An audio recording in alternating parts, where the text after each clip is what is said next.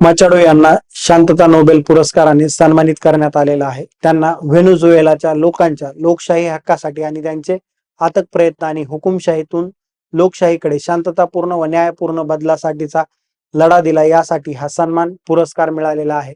व्हेनेझुएलाच्या विरोधी पक्ष नेत्या आणि नोबेल पुरस्कार विजेता, नोबेल शांतता पुरस्कार विजेत्या मारिया कोरिना मचाडो यांना बुधवारी 10 डिसेंबर रोजी 11 महिन्यानंतर पहिल्यांदाच सार्वजनिकरित्या त्या दिसल्या. त्यांना पाहण्यात आलं.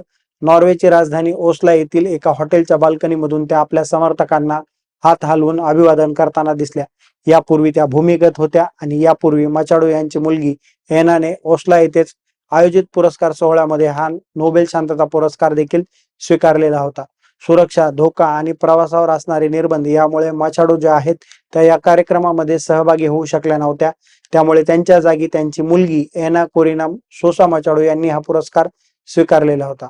कार्यक्रमादरम्यान मचाडो यांची खुर्ची प्रतिकात्मकपणे रिकामी ठेवण्यात आलेली होती, जी व्हेनेझुएलाच्या लोकशाहीसाठीच्या लढ्यात आणि त्यांच्या असहाय्यता आणि वचनबद्धता दोन्ही दर्शवत होती. एनाने कार्यक्रमात तिच्या आईने म्हणजेच मारिया मचाडो हिने लिहिलेलं पत्र भाषण वाचून दाखवलं. मचाडोने तिच्या लिखित भाषणामध्ये म्हटलेलं होतं की लोकशाही आणि स्वातंत्र्य रक्षणासाठी संघर्ष आवश्यक आहे. हा पुरस्कार केवळ व्हेनेझुएलासाठीच नाहीये, तर संपूर्ण जगासाठी महत्वाचा आहे. फायनान्समध्ये मास्टर डिग्री घेतल्यानंतर मचाडोंनी व्हॅलेन्सियामध्ये ऑटो उद्योगामध्ये काम केलं होतं. त्यांचे वडील व्हेनेझुएलामध्ये स्टीलचा व्यवसाय करणारे एक मोठे व्यावसायिक होते. त्यांनी 1992 मध्ये एंटिना फाउंडेशनची स्थापना केली. ही संस्था कराकस शहरातील बेघर आणि गरजू मुलांना शिक्षण कल्याणासाठी काम करते. या फाउंडेशनच्या माध्यमातून मचाडोंनी सामाजिक सुधारणांच्या दिशेने आपली ओळख निर्माण केली. साल 2001 मध्ये एका हॉटेलच्या लॉबीमध्ये मारिया कोरिना मचाडो आणि अभियंता ते नेता बनलेले अलेजांद्रो प्लाझ यांची अचानक भेट झाली आणि दोघेही त्यांच्या व्हेनेझुएलाच्या म्हणजे त्यांच्या देशाच्या बिघडलेल्या परिस्थितीबद्दल खूप चिंतित होते. याच विचाराने त्यांच्या दोघांमध्ये विचारांची देवाणघेवाण झाली आणि दोघांनी मिळून सुमाटे नावाची एक ऑर्गनायझेशन स्थापन केली. हे स्वतंत्र आणि निष्पक्ष निवडणुकीसाठी काम करते. मारिया ऑर्गनायझेशनच्या सहसंस्थापक बनल्या आणि 2004 साली व्हेनेझुएलामध्ये लोकशाहीच्या पुनर्स्थापना आणि राष्ट्राध्यक्ष ह्युगो चावेज यांना हटवण्यासाठी एक मोहीम सुरू करण्यात आली. ही मोहीम सुमेटे संघटनेच्या बॅनरच्या नावाखाली सुरू करण्यात आली. त्यानंतर त्यांनी रिकॉल रेफरेंडम म्हणजेच जनमताचा संग्रह घडून आणला आणि यासाठी सरकारने सुमेटेच्या अनेक सदस्यांवर, ज्यामध्ये मारिया कोरिना मचाडो यांचाही समावेश आहे, त्यांना देशद्रोह आणि कटाचा खटला त्यांच्यावर दाखल करण्यात आला आणि 2010 मध्ये त्या व्हेनेझुएलाच्या नॅशनल असेंब्लीच्या सदस्य बनल्या.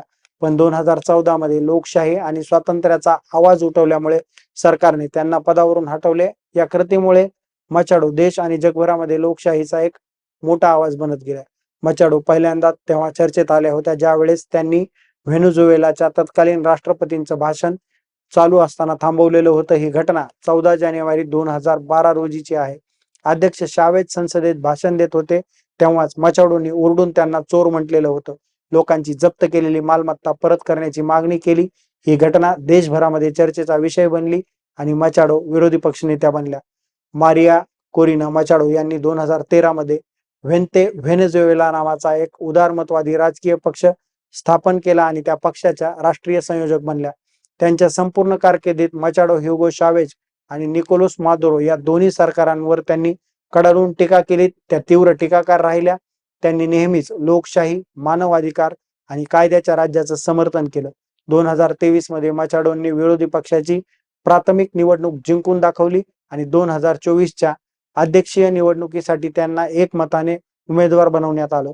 त्यानंतर लगेचच व्हेनेझुएला सरकारने त्यांना निवडणूक लढण्यास अपात्र ठरवलं आणि त्यानंतर एडमुंडो गोंजालेज यांना त्यांच्या जागी उमेदवार बनवण्यात आलं. विरोधकांनी मतांची आकडेवारी जाहीर केली आणि दावा केला की गोंजालेज यांनी मोठा विजय मिळवलेला आहे, तर सरकारी नियंत्रणाखाली राष्ट्रीय निवडणूक परिषदेने कोणत्याही पुराव्याशिवाय मादुरो यांच्या विजयाची घोषणा केली आणि त्यानंतर मचाडो मादुरो सरकारपासून आपला जीव आणि स्वातंत्र्याचे रक्षण करण्यास लपून राहिल्या, त्या भूमिगत राहिल्या. त्यांना त्यासाठी भाग पाडण्यात आलं आणि ऑक्टोबर 2025 मध्ये मचाडो यांना शांतता नोबेल पुरस्काराने सन्मानित करण्यात आलं.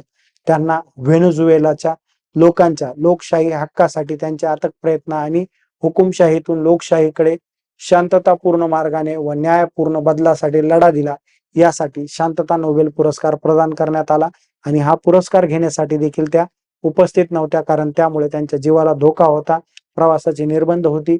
खरंच व्हेनेझुएलाची हुकुमशाही एवढी कडक आहे का, याबद्दल तुम्हाला काय माहिती आहे ते आमच्या या युट्यूबच्या कमेंट बॉक्समध्ये कमेंट करून लिहा आणि सर्वात महत्त्वाचं, आमच्या या युट्यूब चॅनलला सबस्क्राईब करायला विसरू नका.